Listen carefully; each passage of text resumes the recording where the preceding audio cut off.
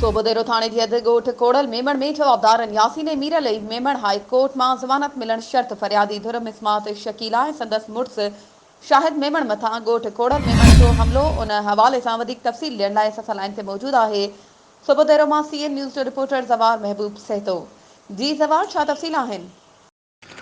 जी मां खे ॿुधाइण दौरान त सोबोदरो वासी ॻोठ कोड़ल मेमण जी रहवासण औरत मुस्मात शकीला मेमण पंहिंजे मुड़ुस शाहिद मेमण सां गॾु मीडिया अॻियां एहतजाज कंदे दाहियो आहे त 21/11/2022 ते कलम 354 जे तहत जवाबदारनि यासीन वलद जाम ख़ान ऐं मीर अली वलद सादिक मेमण मथां सोबोदरो थाणे ते केस दाख़िल करायो हो, जंहिं तहत ॿई जवाबदार जेल कस्टडी हुआ।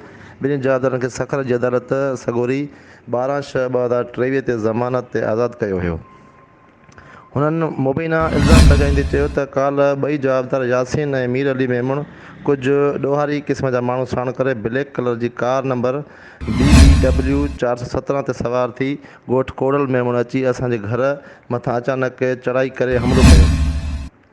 शाहिद मेमण मुबीना इल्ज़ाम लॻाईंदे चयो त जवाबदारनि यासीन ऐं मीर अली मेमण मूंखे अगवा करण जी कोशिशि कई। जवाबदारनि मथां असांखे जानी ऐं माली ख़तरो आहे। हिननि सुप्रीम कोर्ट जे chief justice Sindh high court जे सखर जे चीफ जस्टिस समेत वस वारनि खे नोटिस वठी तहफ़ुज़ ऐं इंसाफ़ जी अपील कई, जॾहिं त ॿी धुर खां मौक़ो वठण जी कोशिशि कई, पर हिन वक़्त ताईं को बि राब्तो न थी सघियो आहे। जी महिरबानी ज़वार, तफ़सीलनि खां आगाह करण जे लाइ।